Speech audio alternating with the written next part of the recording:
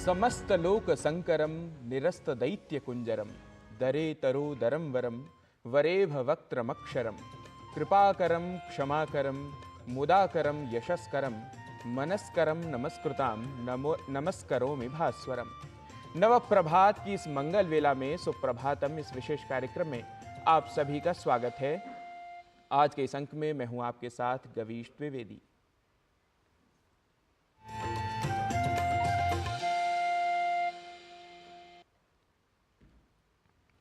यह लोक अनुभव में है ही कि दिवस का प्रारंभ यदि उत्तम हो तो पूरा दिन अच्छा जाता है। इसी बात को ध्यान में रखते हुए हम आपके लिए विशेष कार्यक्रम लेकर यहाँ उपस्थित होते हैं, जिसमें हम आपको दिखाते हैं काल का बोध कराता पंचांग, हमें कोई सीख या किसी विषय में ज्ञान के नवनीत का आस्वादन कराने वाला सुभाषित, भारतीय ज्ञान परंपरा, योग, स्वास्थ्य एवं सिखाते हैं व्यावहारिक संस्कृत। तो आइए कार्यक्रम प्रस्तुति को आगे बढ़ाते हुए सबसे पहले देख लेते हैं आज का पंचांग। आज का पंचांग युगाब्द 5126, विक्रमी संवत 2081, शक संवत 1946, उत्तरायण, चैत्र मास, शुक्ल पक्ष, एकादशी तिथि, शुक्रवार, मघा नक्षत्र। आज का दिन मंगलमय हो। जीवनोपयोगी बातें, ज्ञान की बातें हमें सिखाते हैं हमारे ग्रंथ, जिनमें बताए गए सुभाषित हमारे लिए रत्न स्वरूप हैं। इन्हीं में बताया गया है कि मानव जीवन में हमारे बहुत से शत्रु होते हैं, जिनमें अज्ञान हमारा सबसे बड़ा शत्रु है। आइए देखते हैं इसी विषय पर आधारित यह सुभाषित। एकः शत्रुर्न द्वितीयोऽस्ति शत्रुरज्ञानतुल्यः पुरुषस्य राजन् येनावृतः कुरुते संप्रयुक्तो घोराणि कर्माणि सुदारुणानि।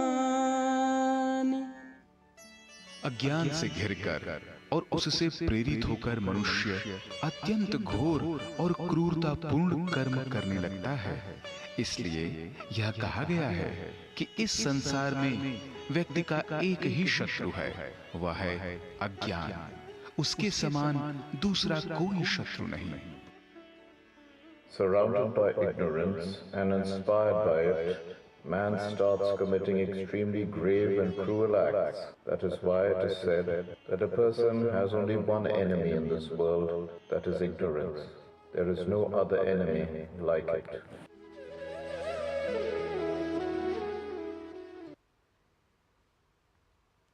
और अब समय हो चला है हमारे भारतीय ज्ञान परंपरा पर आधारित इस प्रभाग का। आज हम जानेंगे भारत की सांस्कृतिक और धार्मिक विरासत के अभिन्न अंग, बौद्ध धर्म और महात्मा बुद्ध की ज्ञानस्थली बोध गया में स्थित महाबोधि मंदिर के विषय में। आइए जान लेते हैं महात्मा बुद्ध के द्वारा समाज को दिए गए संदेश के बारे में हमारे सहयोगी नीतीश भारद्वाज की इस रिपोर्ट में।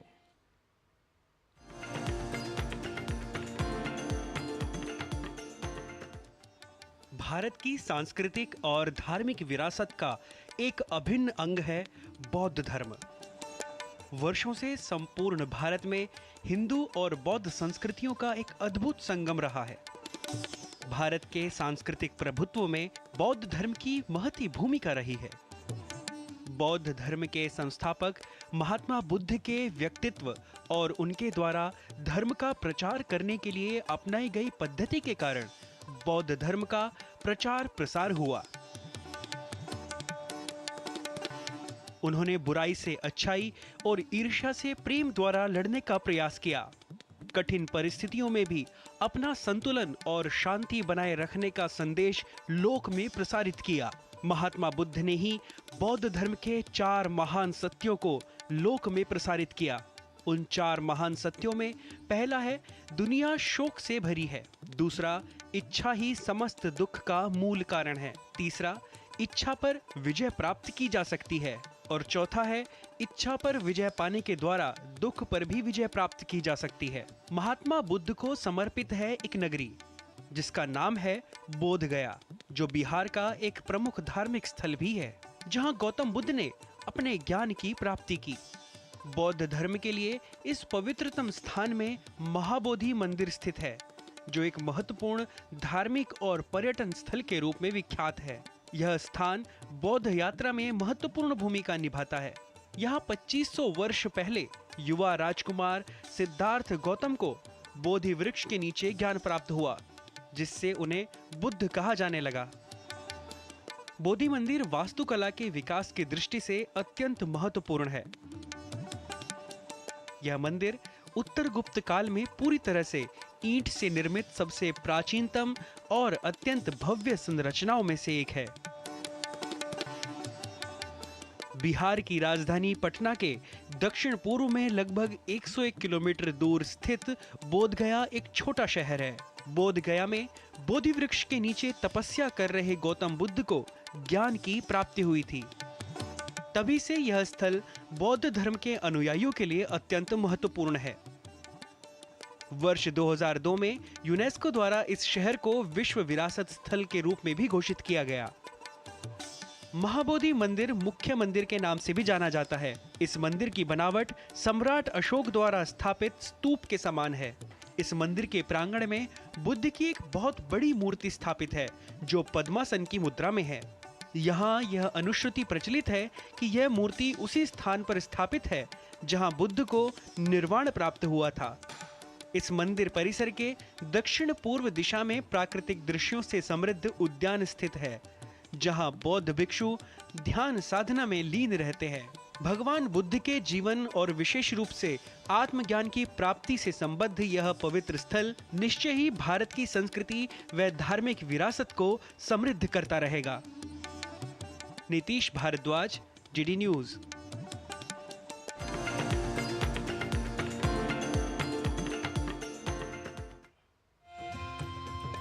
भारतीय ज्ञान परंपरा को जानने के बाद कार्यक्रम में आइए ले लेते हैं एक अल्प विराम। आप तब तक कहीं न जाइए, देखते रहिए डीडी न्यूज।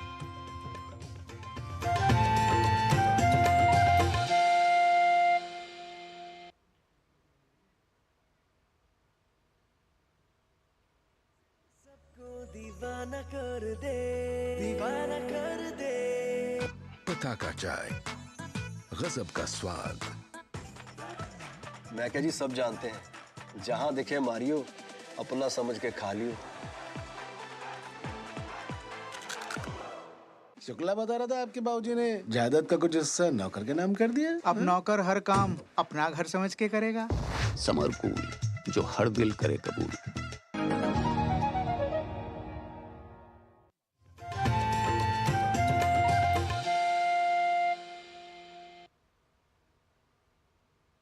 और ब्रेक के बाद पुनः आप सभी का एक बार स्वागत है सुप्रभातम कार्यक्रम में। भारतीय वाङ्मय में कहा गया है, शरीरमाद्यम खलु धर्म साधनम, अर्थात धर्म अर्थात हमारे दायित्वों को निभाने के लिए हमारा शरीर प्रमुख साधन है। उसमें भी यकृत की अपनी विशेष महत्ता है। तो मानव के यकृत अर्थात जिगर में यदि कोई रोग हो जाए तो उसका स्वास्थ्य बहुत प्रभावित हो जाता है। जीवन शैली से संबंधित कई कारक हैं ऐसे जो जिगर संबद्ध रोग के कारण बनते हैं। जिगर को स्वस्थ कैसे रखा जाए, आइए समझते हैं हमारी सहयोगिनी किरण भारद्वाज की इस रिपोर्ट के माध्यम से।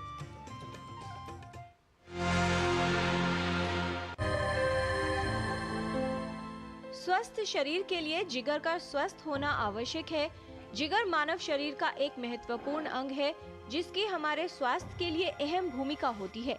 जिगर हमारे शरीर के लिए एक फूड फैक्ट्री के रूप में काम करता है।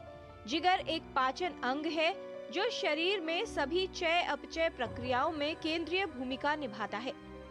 शरीर के पाचन में सहायता करना, बाइल जूस का निर्माण करना, रक्त से हानिकारक तत्वों को अलग करना, संक्रमण से लड़ने में सहायता करना, रक्त में शर्करा के स्तर को नियंत्रित रखना, वसा और कार्बोहाइड्रेट का पाचन, प्रोटीन का पाचन और भंडारण, हार्मोन का निर्माण करना, ये सभी महत्वपूर्ण कार्य जिगर द्वारा किए जाते हैं।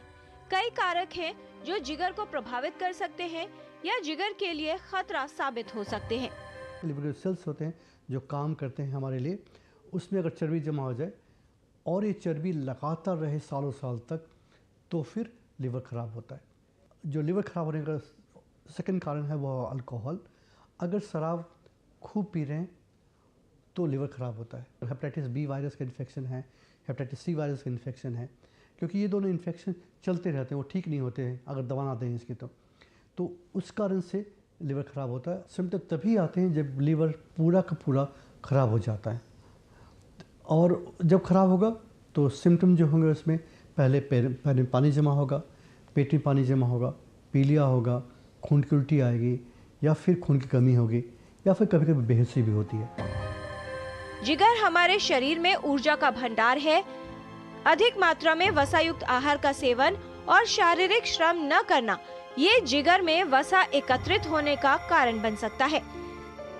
इसका प्रमुख कारण है शराब का अत्यधिक सेवन, जिसे अल्कोहलिक लिवर डिजीज कहते हैं, जबकि नॉन अल्कोहलिक लिवर डिजीज का कारण जीवन शैली से संबंधित है। किसी बीमारी का प्रभाव होने पर जिगर सही रूप से कार्य नहीं कर पाता। जिगर ठीक से कार्य न करे तो व्यक्ति का स्वास्थ्य प्रभावित होने लगता है। ऐसे में व्यक्ति को कुछ लक्षण उत्पन्न हो सकते हैं। जिगर में खराबी होने पर पेट के ऊपरी भाग में दर्द और असहजता महसूस होना, भोजन के बाद पेट में भारीपन, पीलिया, पेशाब का रंग गहरा होना, भूख न लगना, थकान महसूस होना, आसानी से नील पड़ना, पैर और टखनों में सूजन, पेट में पानी भरना और खुजली होना, ये लक्षण जिगर रोग की ओर संकेत करते हैं। इसका कारण जानना और विशेषज्ञ को दिखाना आवश्यक है।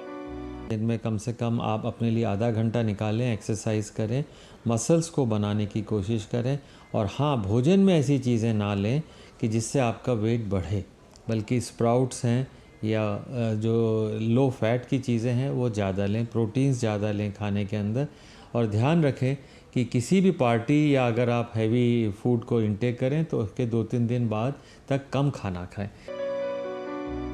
जिगर हमारे स्वास्थ्य के लिए बेहद महत्वपूर्ण है, इसलिए जिगर को कैसे स्वस्थ रखा जाए ये समझने की आवश्यकता है। कुछ सावधानियां रखकर जिगर की बीमारियों से बचाव किया जा सकता है। संतुलित आहार और स्वस्थ जीवन शैली अपनाकर जिगर का स्वास्थ्य बेहतर बनाए रखा जा सकता है। किरण भारद्वाज, डीडी न्यूज।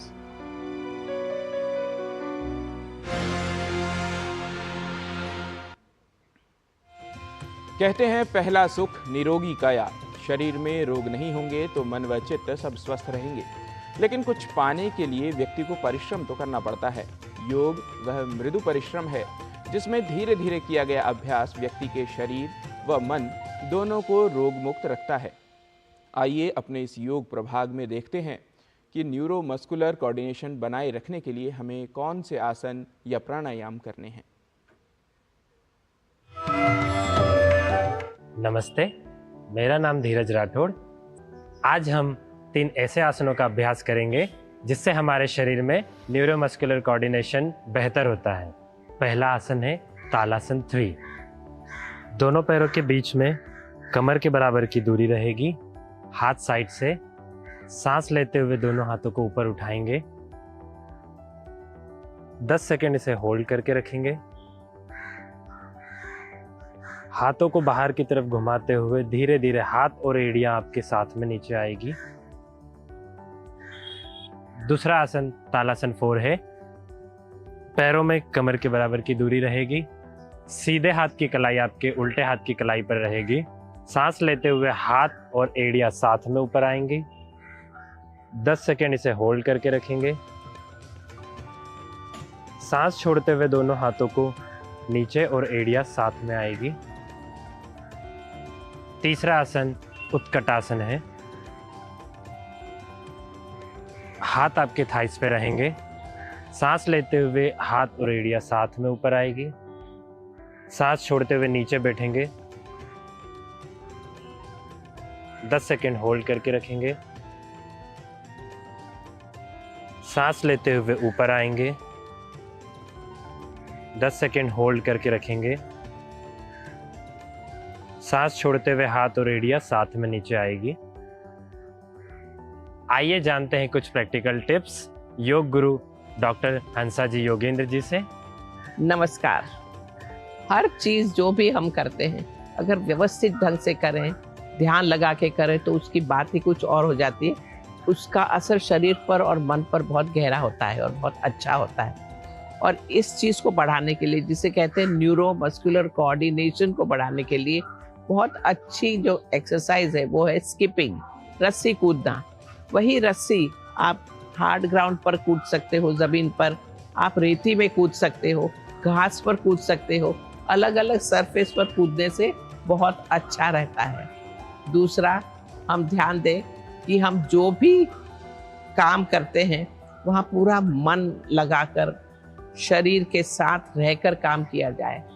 आदत डालनी पड़ेगी, नहीं तो मन और कहीं भटक जाता है, शरीर और कहीं रहता है। सही पानी पिए, अच्छी नींद लें, नहीं तो ये नहीं होगा। और ओमेगा 3 जैसे खाना खाएं जिसमें फ्लेक्स सीड है, ये चीज़ें ज़्यादा खाई जाएं तो भी नर्वस सिस्टम को स्ट्रेंथ मिलती है। बस करते रहिए। नमस्कार।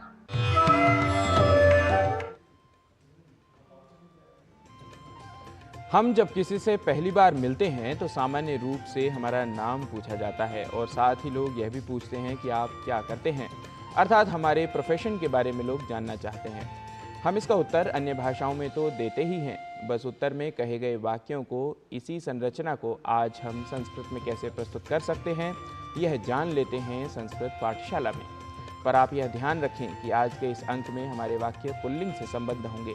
तो आइए सीखते हैं कि हमें कैसे अपना नाम व अपना काम संस्कृत में बताना है।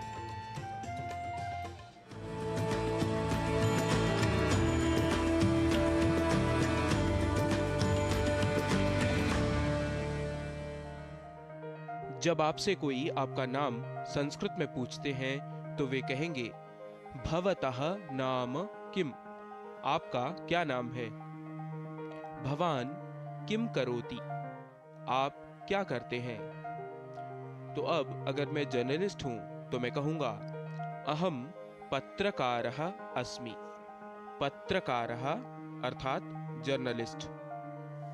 अधिकारी अर्थात ऑफिसर, अहम अधिकारी अस्मि। उट्टंककः अर्थात टाइपिस्ट, अहम उट्टंककः अस्मि। अभियंता अर्थात इंजीनियर, अहम अभियंता अस्मि। आचार्यः अर्थात प्रोफेसर, अहम आचार्यः अस्मि। लिपिकः अर्थात क्लर्क, अहम लिपिकः अस्मि। अधिवक्ता अर्थात लॉयर, अहम अधिवक्ता अस्मि। विक्रेता सेल्समैन, अहम विक्रेता अस्मि। प्रवक्ता लेक्चरर, अहम प्रवक्ता अस्मि। छात्रः स्टूडेंट, अहम छात्रः अस्मि। अर्चकः प्रीस्ट, अहम अर्चकः अस्मि। इसी प्रकार चित्रकारः, भारवाहः, कर्मकरः, नर्तकः, सैनिकः, लिपिकारः, अभिनेता, धीवरः, सुवर्णकारः, ऐसे कई कार्यक्षेत्र जिनसे आप संबद्ध हैं उन्हें आप बता सकते हैं। कार्यक्षेत्र के पहले अहम अर्थात मैं, अस्मि अर्थात हूँ, ये दो पद हमें जोड़कर वाक्य बनाने हैं। अब अगर भवतः नाम किम, भवान किम करोति, ये दोनों प्रश्न कोई मुझसे करे तो मैं कहूँगा मम नाम गवीशः, अहम पत्रकारः अस्मि। अब आप भी गवीशः के स्थान पर अपना नाम व पत्रकारः के स्थान पर अपना कार्य जोड़कर ऐसे कई वाक्य बना सकते हैं।